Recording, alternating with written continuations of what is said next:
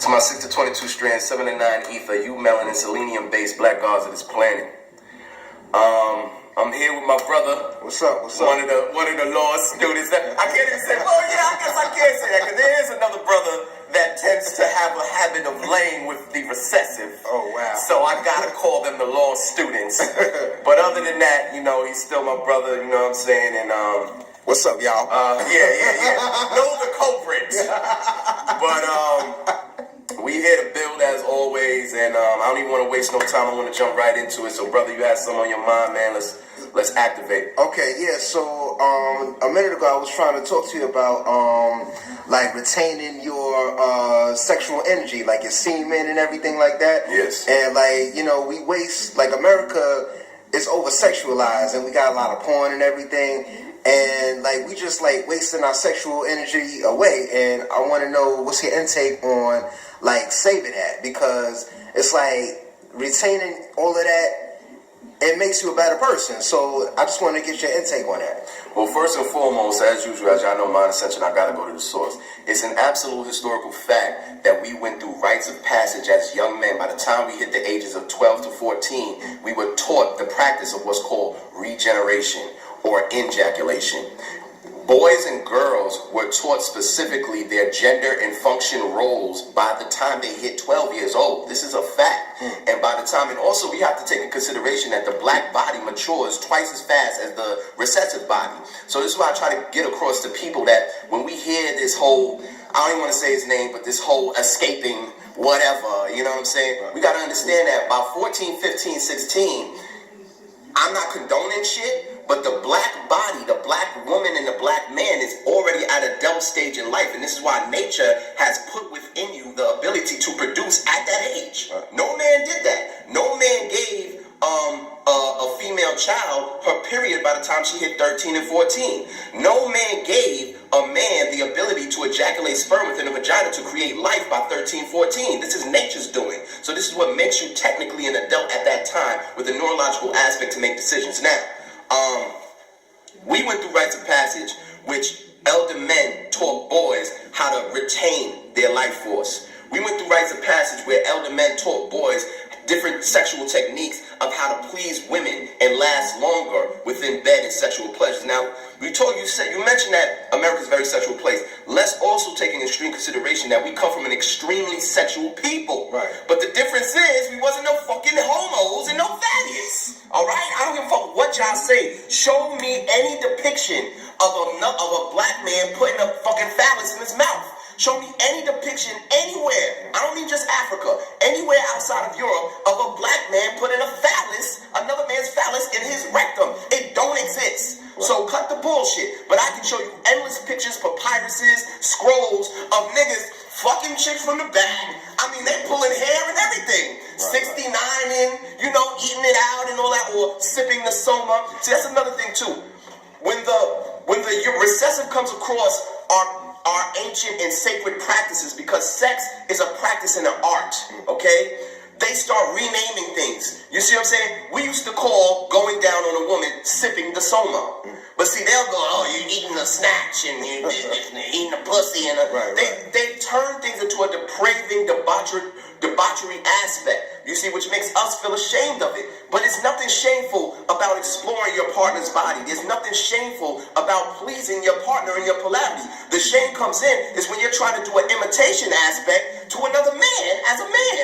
The shame comes in as a woman when you're trying to imitate a man through dress, through demeanor, through mannerism, and through energy. Now you're degrading yourself and degenerating yourself. And that's absolute fact. Now, the holding of the semen, we got to understand, well, let's break down what semen really is. Because number one, semen is a mixture of alkaline fluid, which comes from the orchid gland or the Cowper's gland. Semen is also spinal fluid or brain fluid. And then semen also is that actual cell that you see moving. So semen isn't one thing. It's a combination of different things that create what is called. It's filled with amino acids. It's filled with antidepressants. It's filled with vitamin B12. It's filled with zinc. It's filled with many different nutrients that the black man needs needs in his body and gives away when it's dispersed. This is why it's so powerful and precious, because it is what is the ingredient to the spark of life. Right. And this is why it's been proven by scientific observation that when the sperm hits the egg, there's a spark due to the zinc in the sperm. So, yes, absolutely. Retaining from ejaculating. Now, brothers, don't get it twisted. This doesn't mean you can't have sex. This actually means the opposite. You can have as much sex as you want, but the key is do not release your life force. Now, here's the thing. If you study the Taoists, they talk about the different cycles within men based on age. I'll put it to you like this. If you're a 30-year-old man, you should only be ejaculating twice a month. So that means you should only ejaculate no more than 24 times a year. Now, of course, it differences in range the older you get and the younger you are. Because the older you get, the more important it is to retain your life force. You see what I'm saying? Now, we also got to add it to the fact that when we talk about sex and masturbation, we have to make it a ritual, we have to make it a science, we have to make it a ceremony, and we have to use it to empower and enhance the body. Not just play around and let everything go. So, brothers, when you are by yourself, and you are, how would you say? I'm trying to say things in a much more better way. I don't like using their terms, but you are so-called pleasuring yourself. Practice bringing yourself to the point of climax. Stop and let it flow back down. And not only that, when you do that, practice what's called, for women, they call it kegels, but the perineum or the prostate flex. You know when you go to the bathroom and you stop yourself in the middle of a stream? Practice that while you're doing it. So while you let it go back down, flex and squeeze and visualize the light, which sperm is, because sperm is liquid light, going back down your shaft, going through, visualize it hitting the root chakra, hitting the sacral chakra, hitting the solar plex, hitting the throat, and then visualize it hitting the crown. I guarantee you, you will feel a tingling sensation in your head. I guarantee you that. I've done this numerous times. Also, understand that when you hold your semen, when you stop yourself from releasing, you raise your testosterone. And this could be felt by women. In your presence, they feel the difference within your manhood and your masculinity being raised. So absolutely, man. And this is another reason where the term comes from, fucking yourself silly. Okay? Now pay attention. Let's use observation. A lot of us know men out there, brothers and sisters, that are straight up dogs. I mean, you in the middle of conversation, if he see a woman across the street, he's running over there, yo, what up, like he literally chases every female he sees in all of existence. I'm not talking about dudes that get women. Right. I'm talking about dudes that will never allow a woman to walk past them without trying to bag them. Now, pay attention. Is he intelligent? Does he speak articulately? Does he speak with deep thought? Or is he just like, yo, nigga, last night, nigga, I had it. Because when I started learning this stuff, I started paying attention to the conversation I was having with certain brothers, and I would realize that the dumbest conversations involve the brothers that chase the most pussy. Involve the brothers that release their life force constantly, whether they just jacking it off or whether they chasing it all the time. So it is connected to a form of your intelligence. Also, ladies, the sperm is encoded with information in the personality of the man that you have consumed. Now, understand that this goes into microchermism, which I spoke about in my previous videos. Microchermism is a scientific term of when you lay with a man and you absorb, whether it's his semen. Now, let's stick to the semen. And you absorb his semen, whether it's vaginally, orally, whatever it is, that semen is forever locked within your body and stored within your brain and has the capability to activate certain tendencies and habits within you that you don't know where to come from. You ever been with a man for a year or 2 years or 3 years in a long relationship? Y'all been having raw sex for a very long time, and all of a sudden you have certain appetites that you don't know where it came from. Now you think you're imitating him because you're with him, but actually you're absorbing his habits.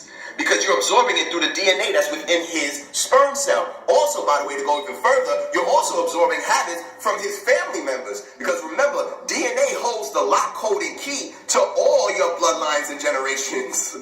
So, let's go into a deeper aspect. Ladies, you ever notice you either had a friend or a family member and they had a child, and for some reason the child don't look nothing like the father, and all of y'all are suspicious, like, oh no, that ain't his child, that ain't his child. But then you get a paternity test and it really is his child. Right. You know what happened, ladies? The fact that you have been dwelling and that you have absorbed whatever man out there that you have absorbed, whether he's on the side or whether he's your high school sweetheart. Remember, this has nothing to do with bad or good. And slut and whore did not exist in our society. Them words are made up words. Actually, whore comes from Hathor, which is a Greek term from Heru, who white people demonized. Because remember, they didn't like seeing female gods. But anyway,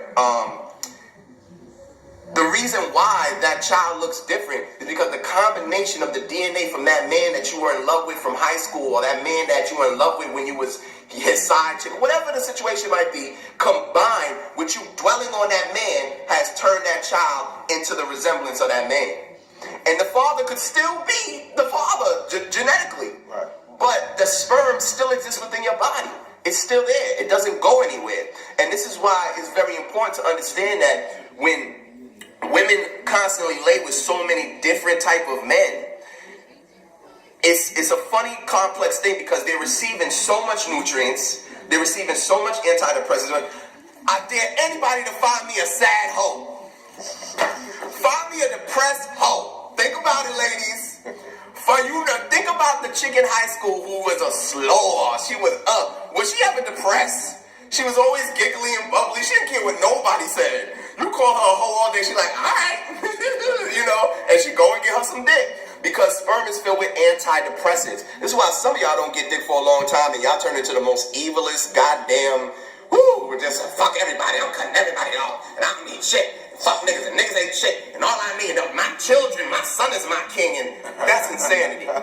Because you're not receiving your antidepressants. I'm sorry, but it's the truth. It's scientific fact. Look it up for yourself. So, when woman lays with multiple men, she is receiving a lot of nutrients, she's receiving a lot of antidepressants, but simultaneously, she's also absorbing the habits and the tendencies of those men. This is why sometimes some women will actually grow a specific preference for a certain type of woman that they didn't know where it came from. You see what I'm saying? I'll give you a personal note, which I usually don't. One polarity I was dealing with at one time, we was together for a while, we was exchanging energy and exchanging DNA, and after a while, she had a preference for thick women for some strange reason, and she never liked thick women. She always preferred skinny or slim. Now, when I say this, ladies, don't think I'm talking about lesbianism, and don't think I'm talking about dykeism, because it's an absolute fact that the female is bipolar, bisexual, and chaotic. She's in all directions at once. Does this mean that you are going to be in a dyke relationship? No. Does this mean that you are a lesbian? No. This means that you have the capability to show affection and to show intimacy to the same sex of you. You know why? Because you gave birth to both sexes. Both sexes have lived in your vagina, both sexes have been soaked in your vaginal fluid, and both sexes suck from your breasts. So you have already been intimate with man and woman, okay? So this is why you're the only one out of us that's capable of performing an intimate act with a woman, whether it's just holding your girlfriend's hand, whether your girlfriend's upset and she falls asleep on you. Men don't do that. Men do not do that. I don't care how sad a man is, okay? We're not laying in a bed together, cuddling, all right? Even if we don't do nothing sexual, men don't do that, but women will do that. Women will lay in the bed, they'll sleep together, they'll cuddle with no sex. They don't have to do nothing, but they just have ability to be intimate with each other that men don't do. Now, understand that you're absorbing these energies, you're absorbing these tendencies, you're absorbing these habits. And this is why the so-called slut is not only happy, but she seems to always has this erratic behavior, or this kind of, she's beyond the normal aspect of needing variation, because she's taken on so many personalities of men inside her. You see what I'm saying? So the sperm is liquid light. It is encoded with information and the personality of the individual it comes from. The sperm is part of your intelligence, your brain fluid, your spinal fluid. The sperm is also high in alkalinity because it mixes with a fluid that is secreted. Is that the right word? Secrete